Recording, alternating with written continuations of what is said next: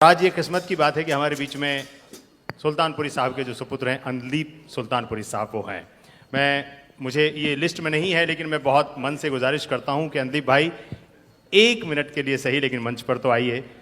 मजरूर सुल्तानपुरी साहब के लिए जोरदार तालियां। और अंदलीप सुल्तानपुरी साहब जो उनके सुपुत्र हैं, बहुत बड़े डायरेक्टर हैं, जानम समझा करो और अनेक फिल्में आपने डायरेक्ट की हैं। आज आपका यहाँ होना, जबकि ये गाना शाहिद भाई ने गाया, हमारे लिए बहुत फ़ख्र की बात है। अंदलीप सुल्तानपुरी साहब मजरूर साहब के सुपुत्र हैं और शाहिद भाई इस समय मंच पर दोनों बहुत अच्छे दोस्त भी हैं। मैं इनके साथ कॉलेज में, स्कूल में साथ में थे और हम दोस्त थे। हमको ये नहीं पता था कि हमारे अब्बा क्या हैं। और आज इतनी फ़ख्र की फील कर रहा हूँ मैं कि शाहिद भाई इतना ज़बरदस्त प्रोग्राम कर रहे हैं अपने वालिद के लिए। और ये जो गाना भी गाया उसका मैं और फ़ख्र करता हूँ कि उसको लिखा है हमारे फादर ने। और एक हकीकत जो है जिसका मैं बहुत प्राउड फील करता हूँ, बहुत फ़ख्र करता हूँ कि रफ़ी साहब ने हज़ारों गाने गाए, लेकिन एज अ इंडिविजुअल लिरिसिस्ट सबसे ज़्यादा गाने मजरूर साहब के लिए गाए। It is a big achievement for me and I feel proud about it. Thank you so much. Andleeb भाई, इससे पहले कि आप जाएं, मुझे 1 मिनट आपसे पूछना है कि पिता जो होते हैं वो चाहे कलाकार हों, अभिनेता हों, सिंगर हों, मोहम्मद रफ़ी साहब हों या मजरूर साहब हों, लेकिन पिता भी होते हैं। इस बात को बहुत सारे लोग जानते होंगे कि मजरूर साहब बहुत कमाल के गीतकार हैं, तो सब जानते ही हैं, लेकिन वो अपने साथ गन भी रखते थे, मैंने सुना है। ये कमाल का कॉम्बिनेशन था। तो शाहिद भाई जरा इधर आए तो मैं पूछूं दोनों भाइयों में से कि किसके पिता ज्यादा सख्त थे, सुल्तानपुरी जी या रफ़ी साहब?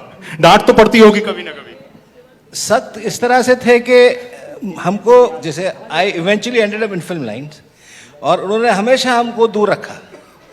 घर में काफ़ी लोग आते थे, राज कपूर साहब आते थे, नौशाद साहब आते थे, पंचम महाजन, आर डी बर्मन आते थे, घर का एक माहौल। लेकिन उस माहौल से हम लोग को कभी उन्होंने वाबस्ता नहीं किया, हमेशा हम लोग को दूर रखा। तो यस, इस मामले में सख्त अपने डिसिप्लिन में थे, अपने प्रिंसिपल में थे। हमसे इतना प्यार करते थे कि हम उनको मजरूर सुल्तानपुरी समझ ही नहीं पाए, इसलिए हम उनको रीड नहीं कर सके। इसका हमको बहुत बड़ा अफसोस है। उनको हमेशा हमने अब्बा की तरह देखा। वो जब चले गए फिर हमको बड़ा अफसोस हुआ, यार हमारे सामने मैं अकेला ही चला था जानिबे मंजिल, मगर लोग साथ आते गए, कारवां बनता गया जैसा इंसान, और हमको पता ही नहीं वो मेरा बाप है। बहुत अफसोस होता है इस बात का। लेकिन आप ठीक है, यही था उनका स्ट्रिक्टनेस कि वो उन्होंने हमको हर जो वोलेटाइल इंडस्ट्री थी या जो वोलेटाइल बिजनेस था उससे दूर रखा, क्योंकि हमसे बहुत मोहब्बत करते थे। और एक छोटी सी बात कहूँगा कि जब मैं फिल्म डायरेक्ट कर रहा था, जब जानम समझा करो, तो उस वक्त 90s की बात है, 98, 99, तब सलमान खान, उर्मिला मातोंडकर और अन्नू मलिक का म्यूज़िक, और मतलब राजकुमार संतोषी की story writing, they all cream of the industry. तो अब्बा हम जब घर आते थे कभी देर से सिटिंग से जो भी, तो एक बार, क्यों देर क्यों हो गई? बोला नहीं, म्यूजिक सिटिंग पे थोड़ा, अच्छा अन्नू से मिल के आए हो? तो अब अब्बा और अन्नू का थोड़ा कुछ था, वो रहने दीजिए।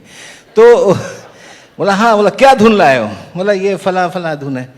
अरे बेटा, मैं तुम्हारे लिए क्या लिखना चाहता हूँ, तुम क्या ला रहे हो? तो उस पर बहस होती थी।